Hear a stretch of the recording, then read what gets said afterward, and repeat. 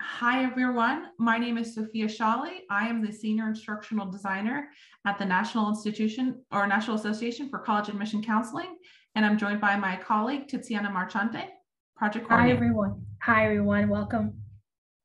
We'd like to invite you to, or welcome you to today's session, Virtual Augmented Reality Tools for Admissions and Student Engagement. We are thrilled to have Gavin Newton-Tanzer and Jessica DePaul join us today. As we begin today's program, we encourage you to submit questions throughout the webinar. To do so, simply type your question in the chat box on the bottom of your screen. We'll answer as many questions as we can at the end of the presentation. The recording of the webinar will be available shortly after the conclusion of today's live event and will be on the NACAC website for 1 year. Please note that NACAC events are free from discrimination and harassment. NACAC reserves the right to remove any participant who violates this code. At this point, we'd like to begin the formal presentation by turning things over to Gavin. Gavin, the floor is now yours. Oops, sorry, I was muted. Thank you so much for that. It's always a pleasure to present with NACAC both at the in-person and now the online event. And I'm joined here by a wonderful colleague, Jessica DePaul, who works with the New Jersey Institute of Technology. Myself, I'm Gavin, president of Campus 360, a project by Sunrise. And we're here today to share something that we find very exciting, which is the various technologies, augmented reality, AR, virtual reality, VR, combined, we call them XR. So the development of XR and what that means in admissions and student engagement. So I know many of you have definitely Zoom fatigue and have definitely done more than your fair share of webinars. So today we're going to try to show you a bunch of different demos, a bunch of different things that you've hopefully never seen before. So I promise we'll do our best to keep it exciting.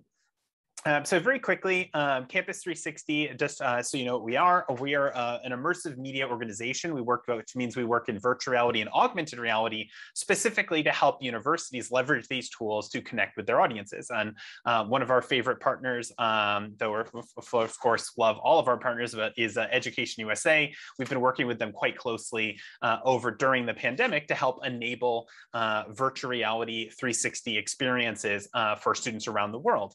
And it just goes to show you sort of during the pandemic how critical some of these technologies can be.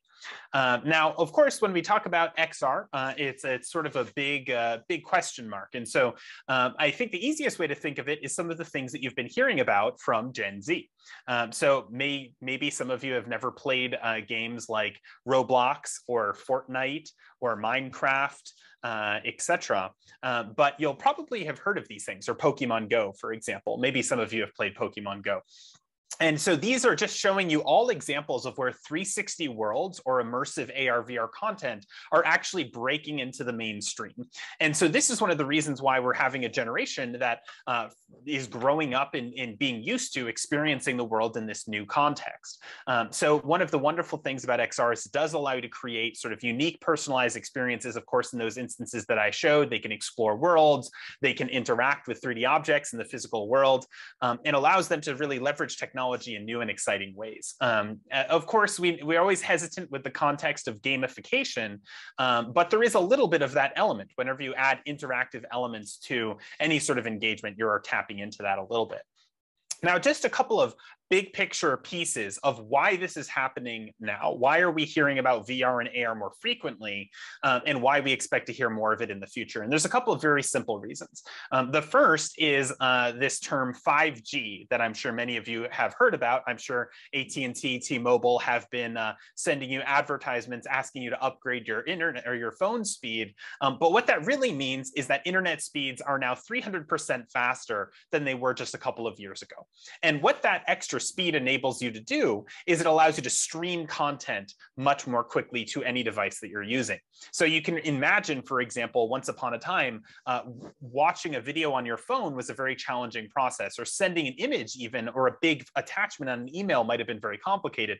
These are now things we do very easily with Google Drive. We stream content with Netflix. And these are all developments that have happened just more or less in the last 4 or 5 years. And so these same developments that have enabled those technologies are now what enables us to leverage XR. A couple of other things have changed as well. The hardware, before, the prospect of owning a virtual reality headset or buying a 360 camera was basically untenable. These were thousands of dollars worth of equipment, though now actually the best-selling Christmas device last year was actually the Quest 2, which was a reasonable $300. Expensive, but much less than the cost of a console video game. And the Insta360 cameras were able to sell for as low as $150 or $200. And so you can get this idea of how the technology, as it has become more popular, has become increasingly more affordable. The final component is that now the devices are user ready. It's kind of plug and play. It used to require coding for you to actually use the Quest device. You need to have a very powerful desktop computer. Those days are long since gone. And so now you can very easily, by using a very off-the-shelf sort of experience, tap into XR and even send files, XR files over Google, for instance. So it's become a whole lot easier. Now, you keep hearing me talk about XR. For those of you that aren't experienced, we're going to kind of divide today's talk into different elements of immersive media, different elements of XR. The first is virtual reality. Virtual reality is it means a couple of different things. First, it means when we are in an entirely separate digital environment. This can either be filmed 360 images, which we'll show you shortly, or filmed 360 video content where we are capturing a specific image or a specific video, but immersively of a specific time. Or they can be animated or 3D generated immersive spaces. But what it means is I am leaving the physical world to enter into a captured 360 space. Now, what makes that unique is that you can look around, you can interact with the content, or you can even see video as it would be in a full 360 environment or in a fully immersive animated environment. Now, augmented reality is the other side of it. Augmented reality is where we're taking that virtual world, but we're pulling it into our physical one. And so virtually, you can imagine looking through your glasses, kind of like a Google Glass, though the technology is considerably more sophisticated than that, or more accurately, frequently looking through a cell phone and being able to see virtual or digital assets on the physical world. An example of that would be Pokemon Go. So for anyone who captured Pokemon that were prancing on their bed or running in a forest, you were looking through the lens of a phone. I imagine most of you didn't have AR headsets, to give you a context. So one is of taking you into an immersive environment, a virtual world, a metaverse, which is the word you see on the New York Times very frequently. Or the second is augmented reality, where we're enhancing our physical environment. I don't expect you to understand that right away. It's difficult without examples, but we'll dive into some of those shortly. Now, a virtual reality headset is what you see here.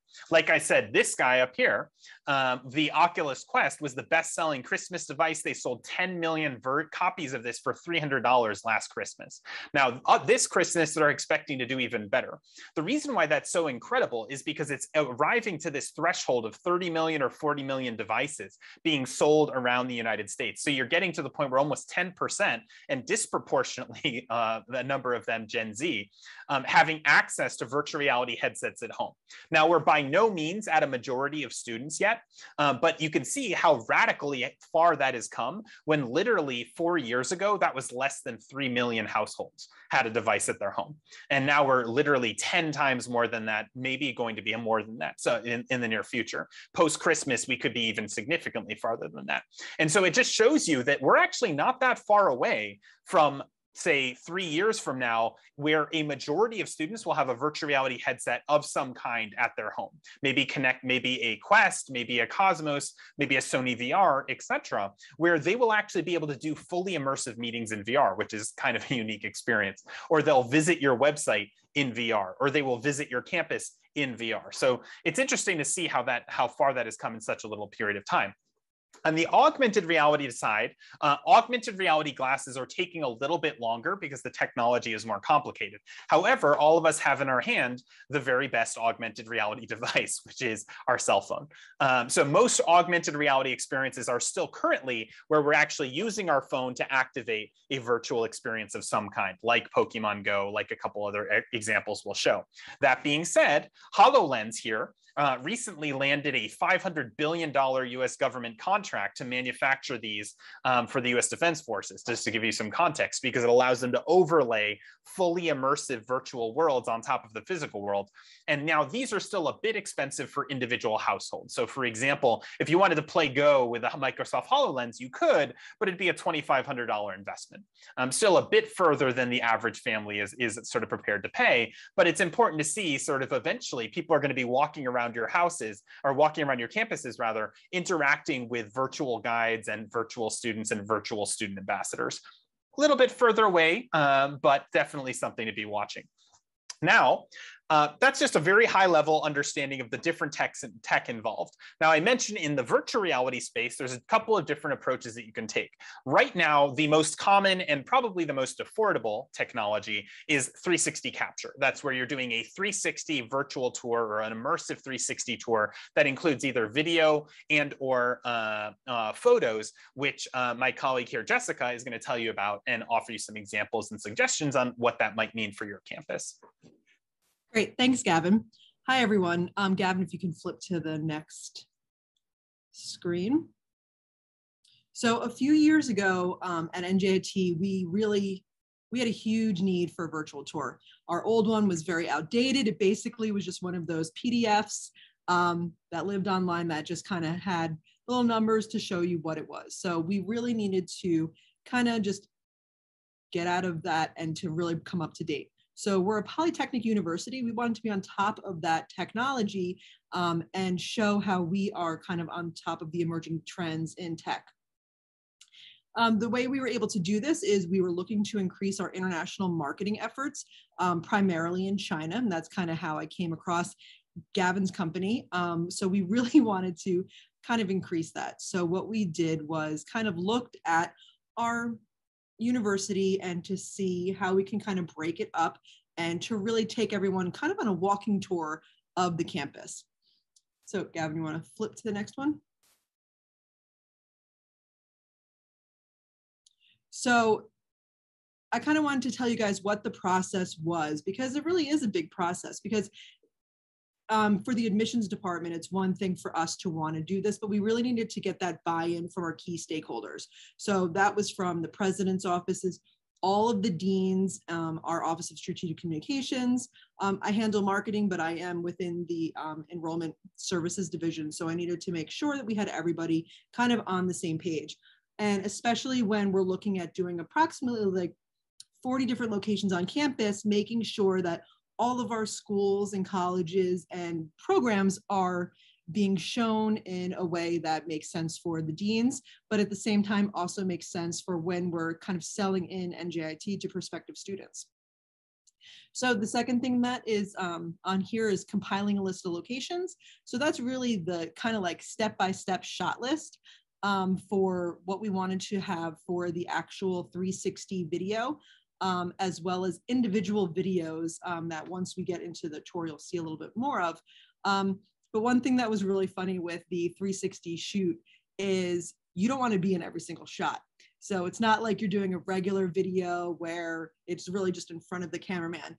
So I think I found every single tree and building I could possibly hide behind.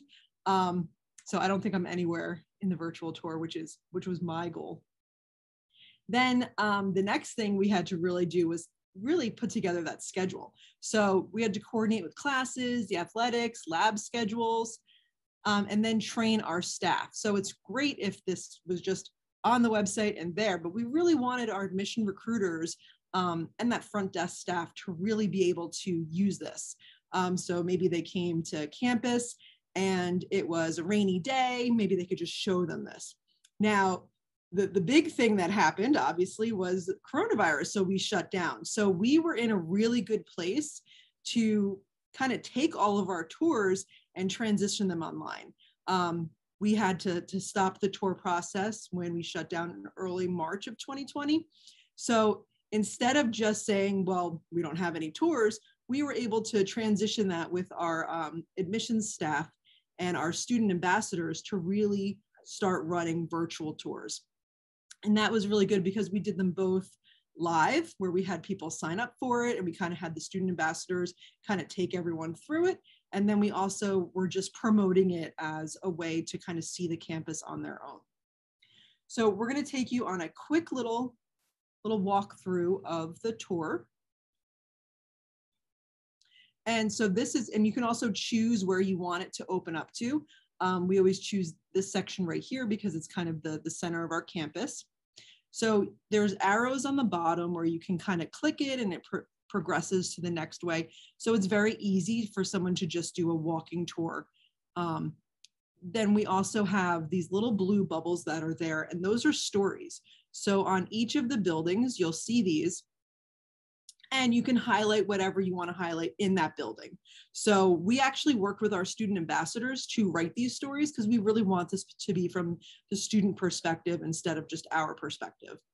So that was really nice. And then Career Development Gavin, if you could is a click on the value-added contributor Makerspace, to the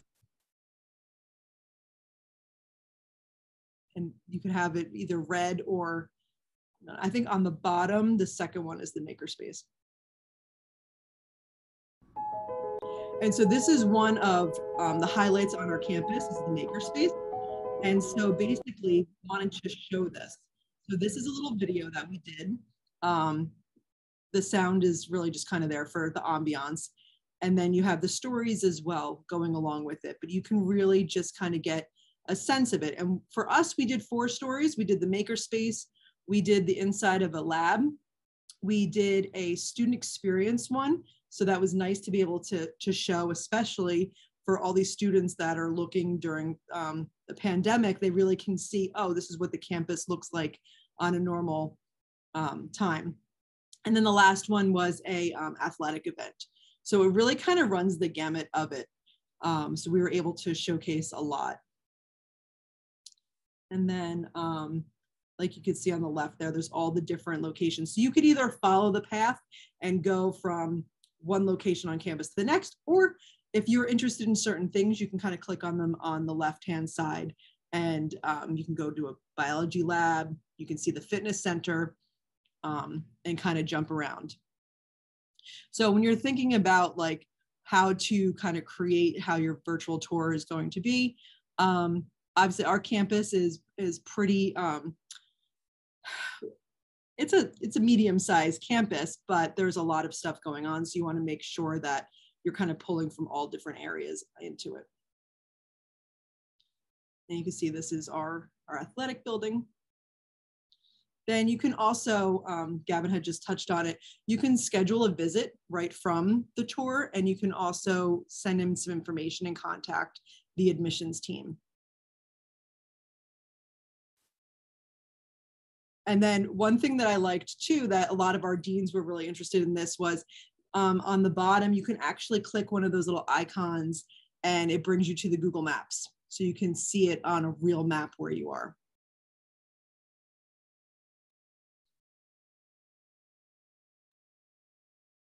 So, and then, so that's basically the virtual tour in a nutshell. And then if you want to go back to the slides, Gavin. So then now that we had the tour up and running and ready to go, if you go to the next slide, we'll talk about the how we marketed it. So basically we kind of looked at all of our communications that we were sending out. So we had our printed materials. So we wanted to make sure we were including QR codes on all of our printed materials, whether it was undergraduate, graduate, international. We also had our accepted folders that were going out. So really anywhere, anything that we were printing within a certain amount of time, we were putting the QR code on for people to take the tour. The same thing with our email communication. We sent out an individual email communication talking about how we had a brand new tour, but then on all subsequent emails, we just kind of tagged it on the bottom, talking about visiting virtually. We also did some social ads. And Gavin, if you flip to the next one, this is pretty much examples of everything that we had. So the first slide here, this is our, you could just see how we kind of incorporated the QR codes into the international brochure. So we had both a separate access code for China and then the US one. And then this was just a sample of an email that kind of calls out the virtual tour. Then on the next page, This is just some of our social ads. So when it first launched, we had some ads running that we boosted just to kind of let everyone know. Then we also did it on Weibo and WeChat with the tour. Then on the next slide, so this is we created with Gavin's team a Chinese website. So this is kind of different information that we pulled and kind of consolidated to have it in almost like a one scrolled format, because obviously with the firewalls and everything, it's tough to come to just the US version of the website. So we took all the information that we thought was really just front of mind for our Chinese students, put that there, and then we also included the virtual tour there as well.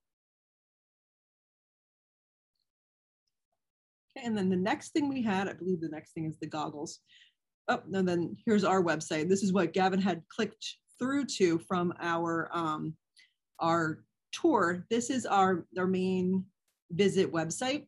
And you can see we have all of our different things like accepted students. This is if someone's interested in making a meeting with someone. Then we have the virtual tour right there front and center so people can really just easily get to it. And then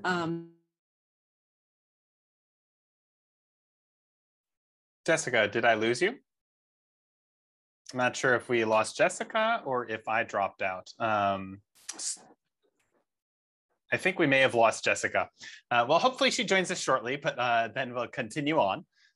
Hopefully everyone's able to hear me okay. But some of the other cool things that Jessica was able to incorporate was live streaming technology. And it was able to integrate it directly inside of the tour itself. And I can show you a couple of examples for that, which she would have otherwise gone through in a couple of other examples.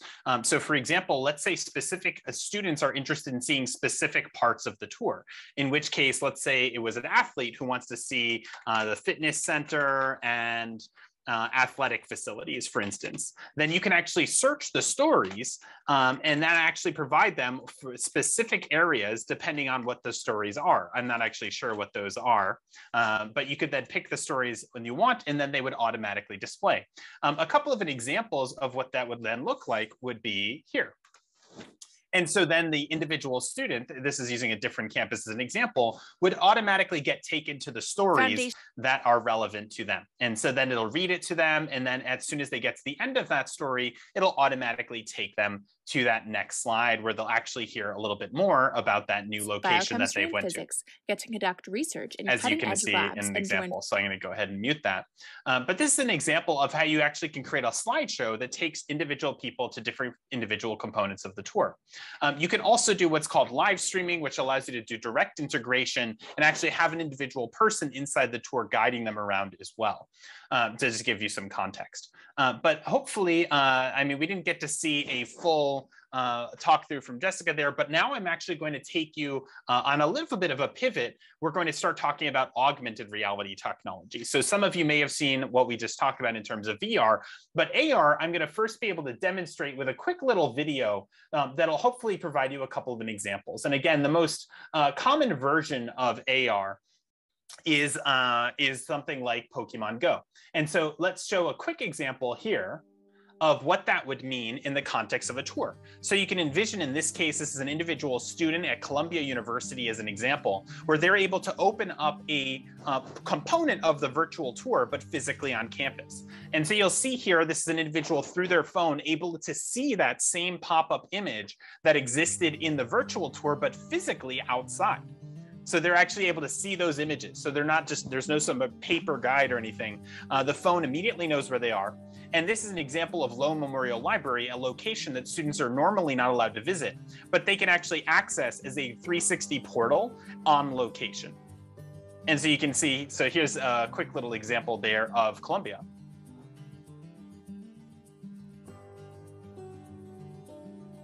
And so then second, we'll see an example of UCLA, same concept, an individual student that wants to be able to see that same story or portal that's existent in a virtual tour, but they want to see it physically on campus while they're actually there. And so you can combine the virtual reality elements of the tour with this augmented reality in-person engagement component as well. And so this is just an example of how these technologies kind of play on each other. One being a fully virtual space, the other being an augmented reality enhanced space or an enhanced location, to give you a little bit of context. And so this gives you an idea of sort of what that means when we go from the virtual to the augmented. And that's just so you can see sort of how we can bring that alive. Now, some of you may already be familiar with some forms of augmented reality technology. One of the most common is facial filters. And so I'm sure many of you have seen sort of what that looks like. But now technology has gone a little bit beyond filters and has been able to do a little bit more. So here's an example of just a business card. So obviously I can't physically give you the business card because we're not here, but this will give you an example. So for those of you with a phone, I encourage you now to scan this QR code. And then you actually can scan the code, hold it up to the screen as if it was a physical business card where I'd actually be scanning the business card. The way you do that is you go to the photos, the camera app of your phone and go ahead and scan it and then hold it up to the screen so that it can able to capture the Campus 360 sort of logo here, and you're going to see what it does. And what it allows you to do is take a physical object like a card and activate it into creating an augmented reality experience, which is significantly more dynamic. Now, for those of you that don't have the ability to do that right now, I have a video here prepared for you, which will show you exactly what your colleagues are seeing. So let's go ahead and take a quick peek at what it means to then do augmented reality enhancements in the context of a business card. So again, here's an example of a physical business card for those of you that hadn't been able to scan it on screen. And so someone scans the card. 360.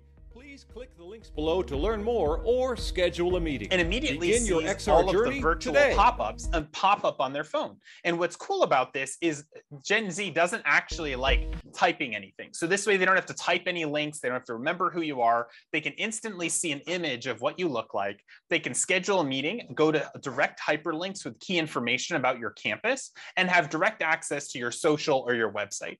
And so this is a very simple version of how augmented reality can take a brochure, a postcard, or just a business card and make it significantly more impactful and a bit more memorable. So here's, you're going to see a couple of other examples where we actually can go ahead and have it direct to specific locations like a website, where you can have interacted directly or directly targeted information. You can log directly or link directly into calendar invites, or you can incorporate your social media or your website very easily. And so this is just a super fun way where by enabling augmented reality in your business card, you help people remember who you are and you provide them all this information that's just being projected virtually on top of the physical card. So everything you send, it can play a video, it can start some animation, or it can do something dynamic like this, open up with links and additional information, which can become pretty vibrant and kind of exciting. So it just goes to show you some very simple ways that you can already start leveraging this technology in a creative fashion. Now, it's not just being leveraged for business cards, however. Increasingly, you're going to see it more and more of it happen for augmented reality promotions as well. So for those of you, again, who are able to scan, here's another example that you can play with. Or if you would like, we can actually, I will show you a demo video again shortly thereafter. Now, this one is a little bit different in that it creates the pop-up of a mascot.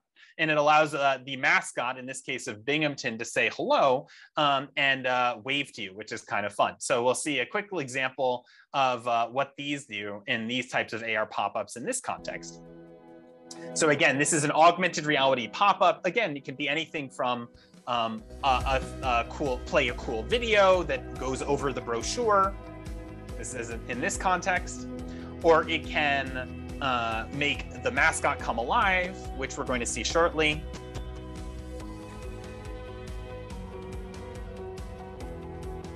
And so you can have something that you can take selfies with, that you can send to different people. This can come out of your brochure or out of a sticker that they have on their laptop. Or of course, you can make business cards come to life with any sort of animation like we just saw, and however works best for your campus. So you can think of this in the context of any type of engagement that you want to have with students that's a little bit unique or dynamic. Anything you want them to remember. It could be a video from your president saying hello. It could be something a little bit more playful. It can create an immersive environment with different types of videos, you name it. And so again, what you'll notice in all of these cases, it really leaves a deeper impression. It's not just another business card. It's not just another postcard that's going to immediately go in the garbage. It's a way for us to bring those more value out of those paper mailers or things that are getting sent to students, and in an environment and in a form that they understand. And so it's just about sort of meeting them sort of where they are at. So we saw examples already, sort of those self-guided tours, whether in the virtual reality space or augmented reality space physically on campus, engaging emails to students that, again, come alive, business cards, or anything that allows you to enable sort of deeper social engagement with those students. Now, again, now we've seen a couple of different examples. We've seen 360 tours, which was shared with us by Jessica, where we're in a fully 360 immersive space. We then saw augmented reality in the form of either augmented reality business cards or portals on campus. But now also we have what's called full dive VR. Full dive VR is where I'm actually going ahead and put on a headset. This is that new form of VR that's becoming increasingly popular over time, where individuals are able to actually go into a fully new in virtual environment. And so again, an example of this would be for student events, particularly during COVID or even afterwards, as more students you want to actually connect with from all over the world or from out of state, they can very easily meet you in a virtual reality space that's designed for your campus. And a lot of people are saying that in the near future, again, near future being maybe 4, 5, 6, 7 years, you're going to actually, instead of going to a website in a 2D plane, you're going to physically visit the campus in virtual reality, and that will be the new form of the website. So to give you, again, an example of what a virtual reality space looks like now, we can take a quick little dive and see what virtual reality events might look like. So here's an example. Again, you have fully immersive avatars that are able to work completely well. And this is a space, again, that's designed for university. You can see images. This, of course, is on a building in the night sky, but you can see all of the logos for the institution and are built out so people can go visit the space.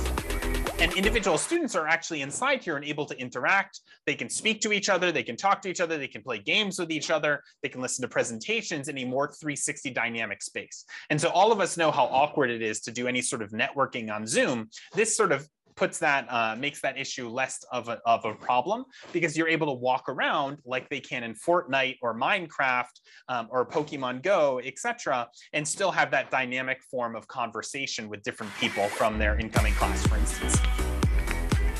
So these are some quick examples of what you can do in VR right now. And this is getting better and better exponentially every 6 months or so. As it's kind of like when the quality of apps and games in the mobile store for iPhone or a Samsung, if you use Android, started improving in each subsequent generation. So this is getting better and better extremely quickly. So anyway, so that's something that worth looking at. Now, for those of you that are interested to really dig down in this and really get to know more, we do publish a white paper each year with information on the trends, the data, on exactly what this means for engaging students and the different strategies that people are being used, and a bunch of case studies as well. So you're welcome to download our white paper that has this information. I'm going to go ahead and copy this into the chat so that anyone who would like would also be able to share this. Actually, I think it's, hopefully everyone can see this. So yeah, so basically you'll be able to, if you'd like, read that white paper and see a series of examples which might be helpful for you. Additionally, we are doing an entirely free virtual visit day. So for any of you that have 360 images, you are welcome to participate in a virtual visit day, not a virtual fair, because people are going to be visiting your campuses in VR. And this was one of the big things that we were very excited to introduce to counselors at NACAC, because their students now are going to be able to, just like that college trip trip where you visit campus after campus are going to be able to have a series of times where they can log in and meet live student ambassadors and visit the campuses fully in these 360 images from their computer or from whatever headset or device they'd like to use. Because again, this is so easy to leverage on literally any streaming device with no downloads required. So if any institution would like to join, feel free to reach out to us and we'd be happy to set you up. All you need is 10 360 images, which you can take yourself with any sort of 360 camera, which you can get online very easily. So yeah, so it does look actually, I think we do have Jessica come back. So I do want to make sure she gets an opportunity to finish. Jessica, are you here? Yes, I got booted. Awesome. Yeah, no worries. Okay, cool. We got Jessica back. We're all good. So let's allow Jessica to finish her slides, and then we'd be happy to dive into Q&A and answer any additional questions that you might have. Sure. So one thing that we keep doing kind of on an ongoing basis since we launched this back in early 2020 was really making sure that we're keeping our stories and our pop-up photos up to date. So like I said before, we're utilizing our student ambassadors to write new stories. We have kind of an ongoing list of different locations that we want to add to it. We haven't had Gavin's team come out and do the actual shoot yet because we want to make sure it matches the pre-pandemic kind of look and feel of everything. So you want to make sure that you're at the same exact time of year so that when you're going from one location to the next, obviously you're not going to go from spring to fall or to winter and have snow. But then the other thing too, we kind of made the decision is we didn't really want half of it to be with unmasked people and half to be with masked. So what we're kind of doing now is leaning on those student ambassadors to create some videos that we can then put in. So specifically for some of our residence halls. And so we're looking at kind of incorporating those fairly soon. And like I said before, with the live tours, since the on-campus tours were limited, we had the option for the virtual small group tours.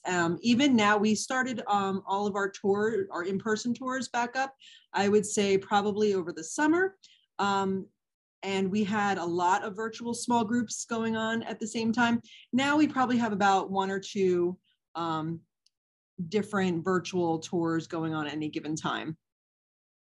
And then anytime there's construction of new buildings, we always schedule those reshoots. We had actually one thing where we were in the middle of the Makerspace being renovated. So the outside of the building had like a dumpster and a couple other things. So as soon as that was done, we were able to kind of reshoot that and kind of change that out. So that's another good thing that we were able to keep doing. I think that was my last slide, right, Gavin? Yep, that's good to go. Thank you so much for that, Jessica. And so, yeah, so now we'll be happy for those of you that have any questions about AR, about VR, about using 360 images or virtual spaces. We do encourage you to post those into the chat. We're happy to answer anything we can do, anything we can, and help you on your XR journey. Thank you, Gavin, and thank you, Jessica. So let me take some other questions here. So how long does the setup process, takes, to go live in general? So for us, it took probably about 3 to 4 months. Once we got the buy-in and everything. Once we had our actual locations kind of written out and the schedule done, we did it in a day shoot. But it was kind of the upfront, getting everything set up and ready to go. Right, sounds good. As far as the type of departments that are working, what are the logistics that are working behind the scene in a way? I'd say the logistics is definitely the space.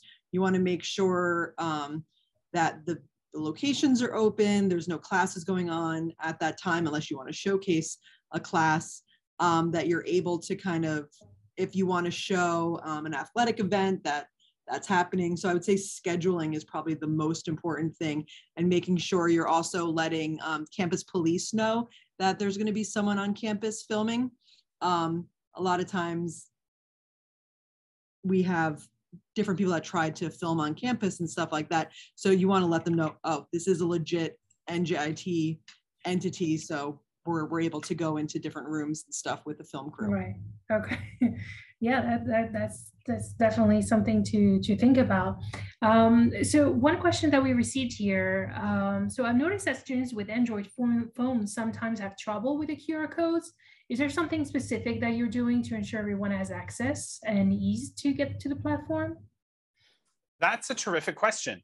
So the ability to scan QR codes is available in every phone, though you're right, actually, earlier in the pandemic in particular, before Android did its most recent update, they weren't that good at scanning QR codes. That was just simply a software update that they had to make actually on their end.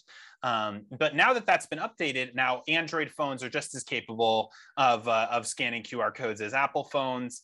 And the beautiful thing about all the technology I showed you today is all of it is what's called streaming-based technology. It's that 5G style or 4G style streaming technology. What that means is no downloads whatsoever, which means any student on any device can access it simply by going to a browser. And so a student can either receive, if they don't want to scan a QR code, you can simply, like Jessica showed you, share a link inside of an email. Or even share a link on a brochure, which enables them to sort of activate it. Now, I will say I do prefer the QR code approach because it doesn't require any typing and it doesn't require any clicking. They can very easily go to the camera and then literally just kind of hold it up to it and activate an experience, which is a bit more sort of in line with what Gen Z comes to expect these days. God forbid they actually have to type in an email, like that would be kind of too much. So we do recommend QR codes wherever possible, but it isn't required by the platform or any of this technology in any way. All right, thank you. So once everything is created, how is it communicated with the admissions office, for example, or CRM or anything like that? Where is the data landing in a way? So for us, we're a Slate school, so we're pulling all of that into Slate. So we also work with a third-party company for all of our prospective students through Spark. And so anytime we're sending out emails, they were putting it in there as well. But as we are kind of just incorporating with Slate, everything definitely is in there. All right, thank you so much. Another question here, some of this may be very difficult and sophisticated and costly. What will be the option and how would institution get started in that sense? That's a great question. And I think it's actually a misconception that this technology is very, very expensive. And the reason that misconception exists is because it used to be. It was once upon a time, if you wanted to film a 360 image yourself, it was just impossible. But now, maybe not the highest quality images, but you can get images buying a $300, $400 camera yourself online. If you want professional grade, maybe you'll spend a couple thousand to have professionally taken, but nothing super insane in terms of budget, considering marketing and promotions that are being sent out. Similarly, with the development of a tour process, like the entire creation of a tour, you're generally looking at somewhere between $10,000 and maybe $15,000. So expensive, yes, but if you're thinking about what that means in terms of long-term viability for the campus, that's sort of this one-time fee that you spend to kind of build it, at which case up a long-term over time, it becomes increasingly inexpensive to maintain. That's one of the beauties of these cloud-based systems, is that you can tweak individual pieces of it without having to sort of, like Jessica mentioned, she can have a reshoot or an update or an adjustment without having to throw out and kind of do the whole thing over again, which is enables you to kind of keep it evergreen and save a great deal of money as well. Now, in augmented reality, little pieces of this technology is the easiest way to start, right? So you start with something small, like an AR-enabled postcard and see how it goes, or an AR-enabled business card and see how it goes, which again is not very expensive technology. Now that that technology is very viable and it exists, again, you're looking at maybe a couple of $1,000s. But when you think about how many postcards are being mailed out and how many brochures are being used across an entire campus, across who knows how many students, potentially even tens of thousands of students, you're looking at literally pennies or percentages of pennies for that extra AR integration built into that physical resource you're already mailing, or you're already giving, or you're already printing.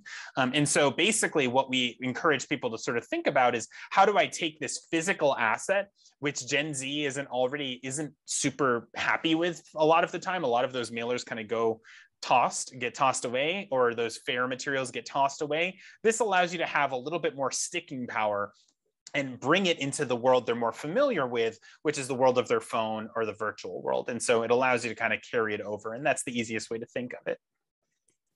And now you mentioned that you have produced something with in China. So how will be the international,